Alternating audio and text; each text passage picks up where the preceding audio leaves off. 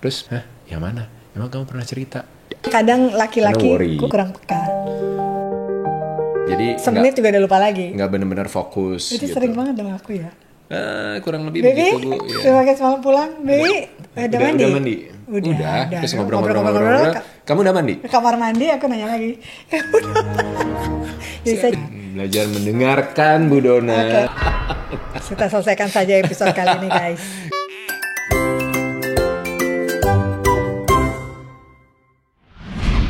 Hai, welcome back to Ngobrol lebih dekat bareng Daris Dona. Jadi katanya hari ini ada yang mau klarifikasi. Apa?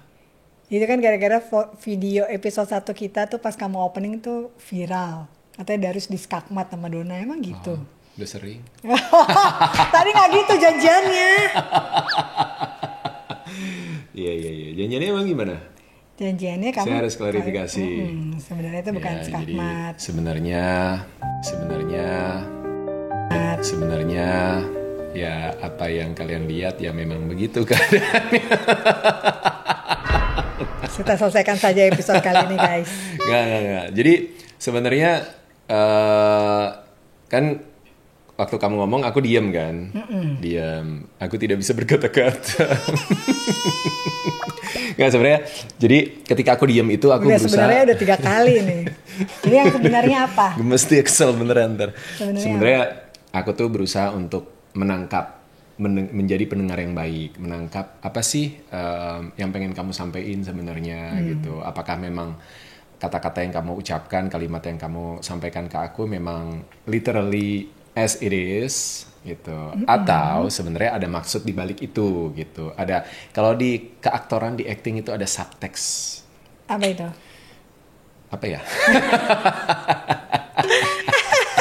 Subtext itu makna di balik apa yang disampaikan gitu, layer emosi yang ada di balik sesuatu yang disampaikan atau kalimat yang disampaikan atau dialog, kalau di dalam acting itu dialog gitu. Oke, jadi pas banget sebenarnya sama tema ngode kita kali ini, belajar menjadi pendengar yang baik, ya kan? Jadi bukan hanya sekedar mendengar, tapi juga mendengarkan. Karena ternyata itu beda guys. Itu kayaknya dari SD deh, saya sering denger guru SD dulu atau guru SMP, guru SMA, kalian itu jangan cuma mendengar, tapi harus bisa mendengarkan. Nah, apa sih bedanya mendengar dan mendengarkan, Bu Dona?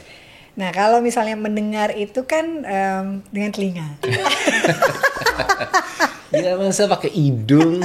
Nggak, tapi itu juga menarik ya, karena kenapa kita diciptakan punya 2 telinga dan 1 mulut. Dan gitu? 2 mata. Dan 2 mata dan 1 hidung dengan 2 bola. Gimana sih? 2 telinga dan mulutnya cuma 1. Jadi kita sebenarnya harus lebih banyak mendengarkan daripada kita bicara. Iya, tapi kalau tadi kamu bilang ada di acting itu subtext, mendengarkan, kalau mendengar itu kan ya kita mendengar dengan alat pendengar kita, telinga gitu. Tapi kalau mendengarkan, kita bisa merasakan apa yang dibalik kata-kata yang diucapkan, atau juga gesturnya, ekspresinya gitu. Itu bisa ditangkap juga. Kenapa dia ketawa sih? Kayak saya lagi ngomong gitu ya, gesturnya banyak gitu, ekspresif gitu. Jadi kalau mendengar itu kita cenderung cuma masuk kuping kanan, keluar kuping kiri. Kebalik Pak, masuk kuping kiri, keluar kuping kanan. Ya sama aja, tergantung dengar dari mana kan. Ya.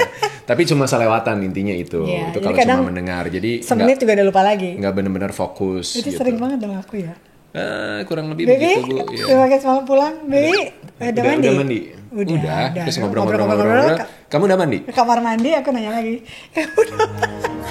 Jadi saya cuma mendengar, saya harus belajar lagi berarti. Ya. Belajar mendengarkan Bu Dona. Fokus. Tapi kalau ngomong gitu, sebenarnya kamu juga semalam juga begitu. Ya. Tapi menjadi penting sebenarnya ya tema ini, belajar menjadi pendengar yang baik, belajar untuk mendengarkan itu menjadi penting karena sebenarnya mendengar itu adalah langkah awal dan yang paling basic dalam proses komunikasi. Betul. Sedangkan mendengarkan adalah ini adalah sebuah tindakan yang cukup kompleks sebetulnya, punya makna yang dalam karena melibatkan pemahaman dan respon yang aktif. Betul. Di antara 2 pembicara. Nah kalau dalam konteks pasangan itu kan jadinya akan sangat penting ya.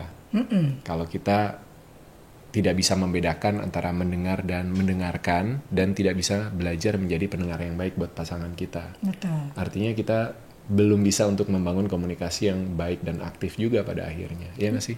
Iya, benar banget. Jadi ketika kita menjadi pendengar yang baik, kita akan bisa memberikan interaksi, reaksi, dan juga vibrasi yang tepat, ya kan? Sehingga kita juga bisa membaca, kayak tadi kamu bilang, atau menangkap subtext.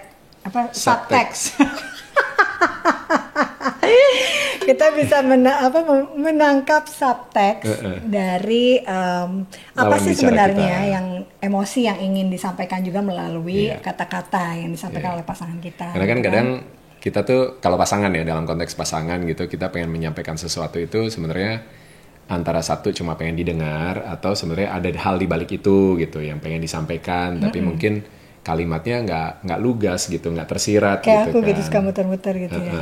Gitu. Dan jadi, ada juga perempuan, mungkin perempuan atau mungkin juga pasangan suami istri atau apa ya, ketika bicara ya tadi kamu bilang cuma pengen didengar, atau dia pengen merasa bahwa suaminya tuh perhatian atau peduli. Iya, cari perhatian doang sebenarnya gitu. Caper. Bisa juga minta diperhatiin gitu kan, minta dimanjain misalnya. Betul. Gitu.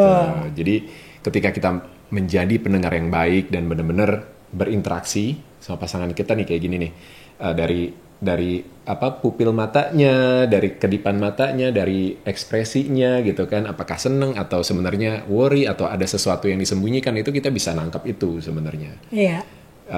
Beda dengan kalau misalnya kita sambil melakukan aktivitas lain dan cuma dengar doang gitu. Selewatan gitu kan, kita sambil kerja, sambil main game atau sambil ngapa-ngapain gitu, akhirnya subtext-nya tidak tertangkap, emosinya tidak tertangkap gitu. Bahkan nggak usah yang emosi, cuma jawaban aja simple, kayak kamu nanya gitu kan, udah mandi?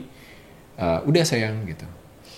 Berapa menit kemudian, cuma beda 2-3 menit nanya lagi, kamu udah mandi? Udah. Harus mandi berapa kali saya? Gitu. Dan dia suka kesel. Karena nggak fokus ya kan. Yes. Dan ketika interaksi itu terjadi, maka ikatan emosionalnya juga akan semakin terbangun, makin kuat gitu, semakin mengenal, dan pada akhirnya itu akan menciptakan satu habit komunikasi yang positif, yang aktif, dan menguatkan hubungan dua orang pasangan itu, gitu ya. Di samping tadi kita ngobrolin interaksi, kita juga mungkin harus lebih peka, gitu kan, terhadap apapun yang disampaikan, baik melalui kata-kata atau rasa dari pasangan kita gitu. Dengan mendengarkan kita menjadi lebih peka, menurut kamu? Aku setuju sih, kita lebih sensitif ya, lebih sensitif terhadap emosi atau perasaan pasangan kita.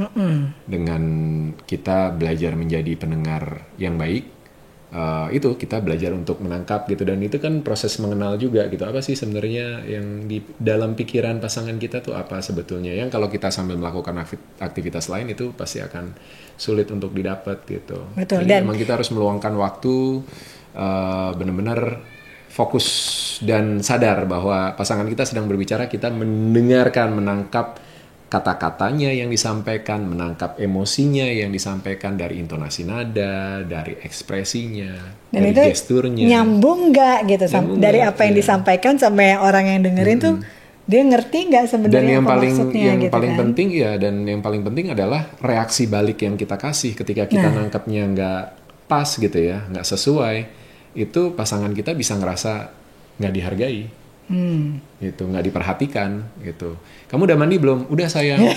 Bahas lagi tuh mandi ya. Udah saya juga mau curhat nih. Gitu. Curhat itu kan dong, Bang. Enggak kan, ngasih contoh ya kan. Tapi ketika misalnya sayang udah mandi, udah mau nggak aku mandiin lagi?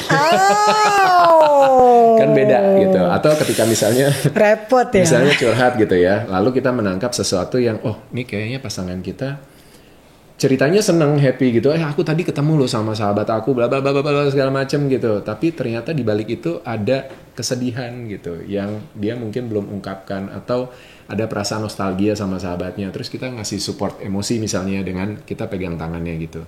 Ya udah, tenang aja, dia pasti. Begitu jas pegang tangan. Itu kan ini sebuah reaksi yang kalau kita nggak jadi pendengar yang baik, nggak akan bisa kita lakukan gitu. Apa-apa kosong aja gitu. Iya, dan juga nggak semuanya harus dikomentarin. itu beda soal lagi. Kok tapi beda soal? Ya kan, bener, mendengarin, bener, tapi ya. kadang kan kita kasih reaksi itu bisa dengan diem aja, dengan mendengarkan tadi dengan pegang tangan itu kan reaksi juga. Sentuhan, Ada sentuhan gitu kan, ya. atau dipeluk gitu ya, peluk aku dong ya. Tanpa harus minta. Kan? Tanpa harus minta, atau juga ada hal-hal yang kadang emang aku pengen cerita aja, tapi nggak perlu dikomentarin, karena itu bisa jadi efeknya justru apa ya, jadi balik negatif gitu ke kitanya, jadi kesel. Contohnya semalam. Iya, semalam lagi. Banyak kayak dalam waktu semalam banyak kejadian antara aku dan Darius. Gimana? Semalam apa yang terjadi, Bu? Semalam apa ya? Oke. Jadi semalam kan udah selesai tuh urusan mandi-mandi ya. Udah ke tempat tidur, ngobrol. 5 kali, Bu. Ngomongnya 2 kali, dia 5 kali. Udah di tempat tidur, terus kan aku cerita lah sama kamu, nanya gimana tadi gitu acaranya gitu kan.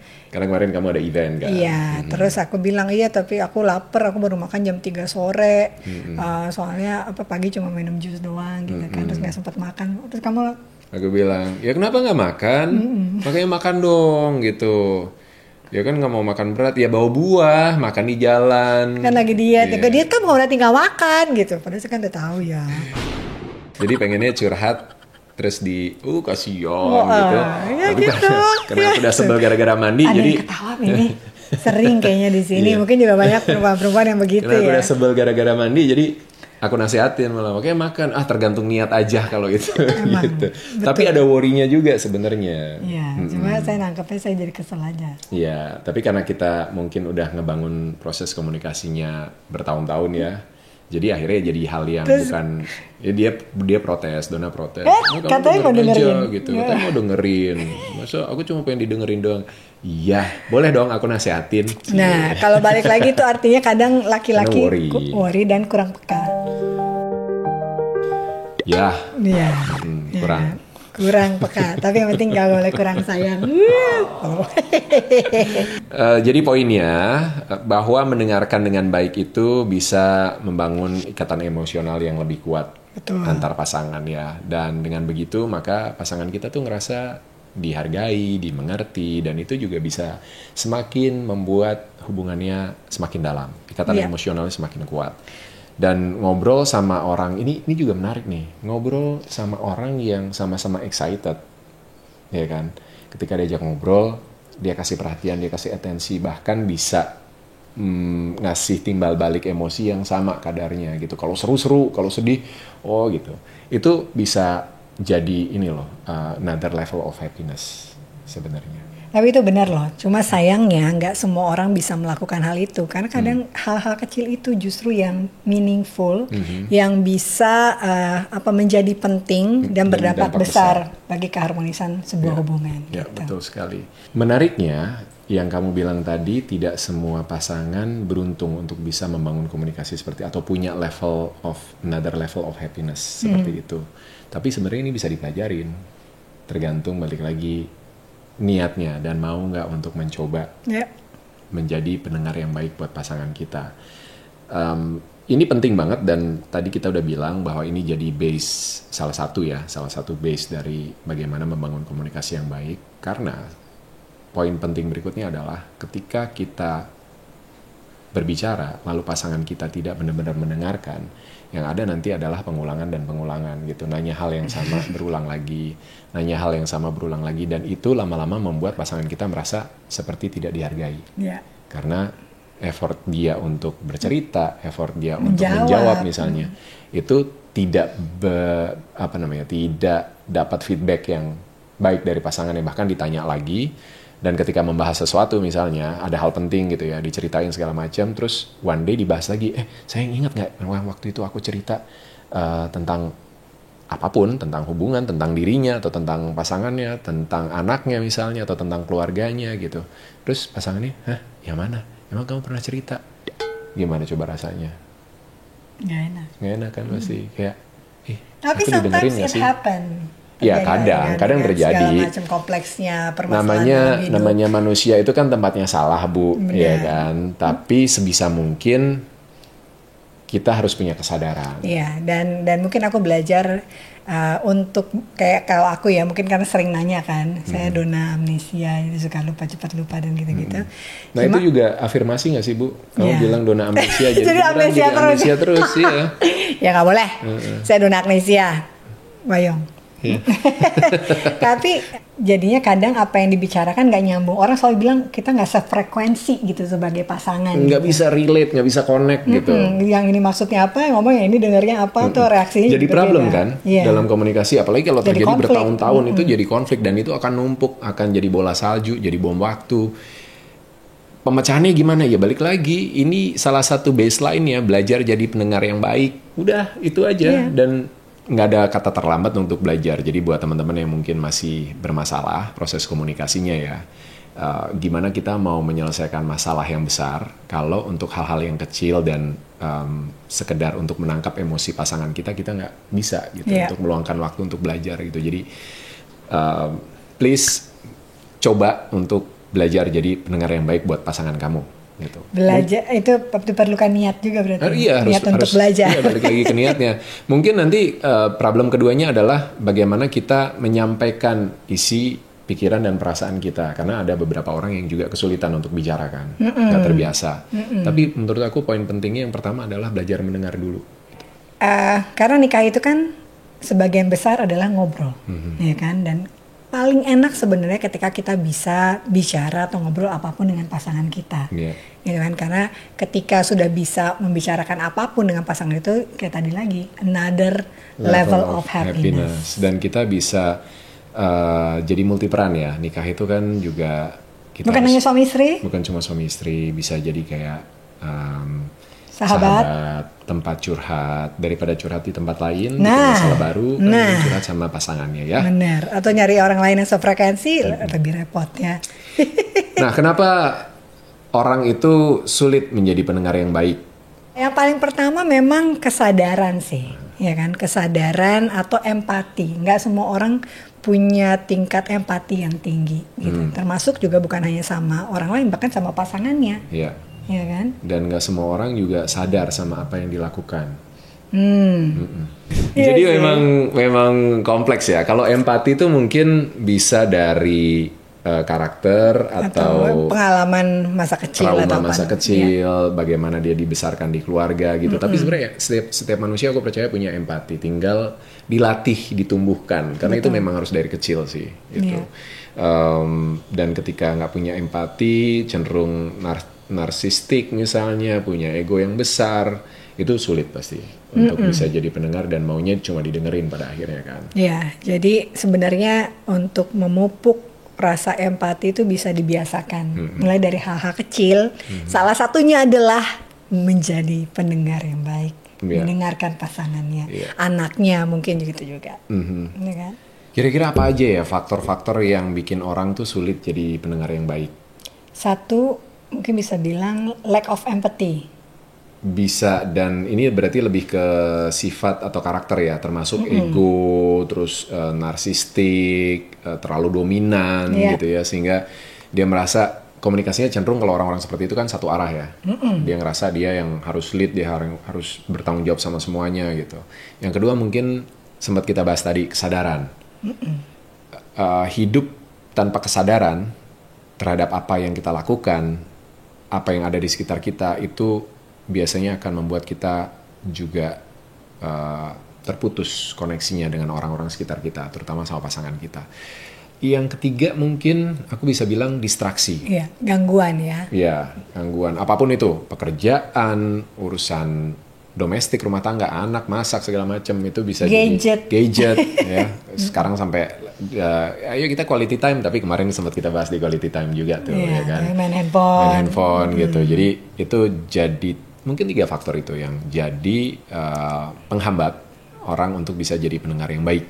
Nah, padahal kalau jadi pendengar yang baik itu kita bisa lebih bicara dari hati kali ya. hati. Bicara dengan hati, mendengarkan dengan hati juga gitu kan. Jadi kalau bukan cuma dengan telinganya aja, tapi juga dengan hati, karena itu yang akhirnya bisa menangkap emosi ya dari setiap kata-kata yang diungkapkan oleh pasangan atau orang lain gitu kan. Terus juga kalau mendengarkan hati itu juga bisa merasa. Jadi akhirnya tumbuhlah empatinya karena kita mendengarkan dengan hati. Jadi lebih peka, lebih sensitif gitu ya, menangkap emosi pasangan kita, dan dari situ ada interaksi yang lebih dalam lagi yang terjalin sehingga hubungannya juga lebih berkualitas. Dan ini akan menjadi bekal yang baik untuk menyelesaikan berbagai macam hal di kemudian hari dalam hubungan. Karena kan aku pernah bilang kan, hidup itu isinya masalah. Betul. Mau sendiri, mau berdua isinya masalah. Jadi, salah satu cara kita untuk menyelesaikan masalah ketika berpasangan adalah bisa berkomunikasi dengan baik. Nah, kalau kita komunikasinya nggak baik, saling potong misalnya, maunya menang sendiri, nggak mau dengerin perspektif dari pasangan kita, ini juga penting. Ketika kita belajar mendengar, kita juga belajar untuk melihat suatu hal dari perspektif atau kacamata orang lain, terutama dari pasangan kita kalau dalam konteks hubungan ya. Benar banget. Sehingga ketika ada masalah, kita bisa mengira-ngira, oh maksudnya dia tuh begini ya kalau dari kacamatanya dia. Jadi kita bisa memahami, pantesan dia bereaksinya seperti itu. Beda sama kalau aku perspektifnya. Nah aku juga bisa jelasin, kalau dari perspektif aku tuh kayak gini loh gitu. Sehingga bisa lebih cepat untuk menyelesaikan masalah dan mencapai kesepakatan. Ya. Ada poin menarik yang tadi kamu sampaikan bahwa kalau kita mendengarkan dengan hati, kita nggak akan memotong pembicaraan orang lain. Karena itu pasti satu rasanya nggak enak. Orang yang lagi ngomong terus dipotong atau disela gitu ya. Dan juga esensinya jadi nggak dapet. Karena ngomongnya belum selesai, ya kan? Padahal terkadang kita itu hanya perlu telinga untuk mendengarkan dan perlu hati yang mengerti. Ya. Ini kalau dalam konteks lagi curhat ya, dalam konteks lagi curhat, lagi butuh pendengar yang baik gitu ya. Tapi masuk akal sih, karena balik lagi sebenarnya mendengarkan itu bukan cuma sekedar mendengar, tapi juga merasakan dan memahami apa yang disampaikan oleh lawan bicara kita, pasangan kita terutama. Ketika kita mendengarkan dengan hati yang terbuka, dengan energi yang kita fokuskan untuk menangkap apa yang disampaikan pasangan kita, maka kita juga sekaligus sedang memberi ruang untuk cinta dan pengertian itu bertumbuh. Sehingga kita semakin mengenal pasangan kita dan ikatan emosi, ikatan cinta, ikatan perasaan itu semakin dalam dan kuat. Yes, jadi yuk mulai sekarang kita belajar untuk menjadi pendengar yang baik, mendengarkan dengan hati, supaya hubungan antara pasangan semakin kuat secara emosionalnya, bondingnya, ikatannya juga semakin kuat, dan level of communication-nya juga semakin baik. Akhirnya setiap masalah, setiap konflik yang ada juga bisa diselesaikan dengan baik. Semoga teman-teman bisa menangkap ya esensi dari apa yang kita sampaikan dari awal tadi. Bagaimana kita berusaha untuk membedah dan mengerti tentang pentingnya menjadi pendengar yang baik, terutama untuk pasangan kita. Sebagai tahap awal belajar menjalin komunikasi yang baik. Kan pada nanya gimana sih tipsnya supaya hubungannya langgeng, harmonis gitu. Nah ini kita coba untuk bedah satu persatu gitu ya. Kita juga awalnya gimana ya jelasinnya ya karena kita beruntung aja saling menemukan, itu yang sering kita jawab kan gitu. Tapi kalau dibedah akhirnya kita menemukan salah satu hal yang paling penting dan kita jalanin di 3 tahun pertama hubungan kita, itu adalah belajar untuk mendengarkan pasangan kita. Gitu. Salah satunya dari hal-hal kecil, misalnya yang pernah aku sharing adalah ketika aku nggak punya kebiasaan untuk kasih kabar, sementara Donna menuntut itu. Kalau aku nggak berusaha menjadi pendengar yang baik buat Donna, nggak akan ketemu tuh. Kenapa? Karena menurut dia itu nggak penting. Karena perspektifnya beda gitu. Perspektif aku sama perspektif Donna beda. Dan ketika aku berusaha menjadi pendengar yang baik untuk Donna menjelaskan, aku berusaha berpikir dari kacamatanya Donna. Oh gini maksudnya, oh gini rasanya. Sehingga akhirnya aku punya pemahaman dan pengertian baru terhadap sebuah isu. Dan akhirnya mau melakukan apa yang diminta oleh Donna atas kesadaran sendiri bahwa itu memang perlu dilakukan. Karena aku orangnya lumayan logik, kalau nggak masuk ngapain? Repot gitu. Repot banget gitu kan. Gitu. Jadi itu salah satu manfaatnya dan akan terbawa ketika menghadapi masalah-masalah yang lebih besar gitu. Betul banget. Nanti kita bahas lagi di bagaimana cara cowok cewek menyelesaikan masalah gitu ya. Banyak masalahnya gitu. Tapi nggak boleh nyela. Ya emang benar. Walaupun balik lagi ya, kita manusia tempatnya salah.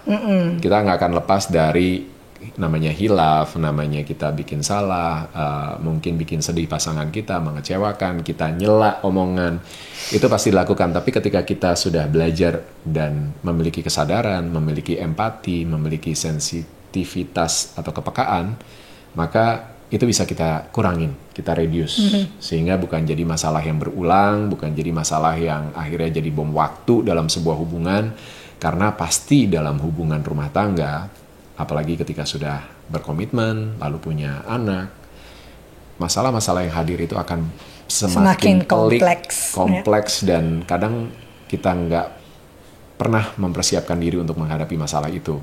Dan dengan punya komunikasi yang baik, salah satunya adalah belajar jadi pendengar yang baik, maka kita punya salah satu tools yang bisa kita pakai untuk menghadapi apapun yang harus dihadapi dalam kehidupan rumah tangga. Iya. Karena mendengarkan pasangan dengan penuh perhatian adalah cara kita menunjukkan bahwa kita peduli. Dalam keheningan mendengarkan, kita juga menemukan kata-kata yang tak terucapkan dan rasa yang tak tersampaikan. Dalam ya.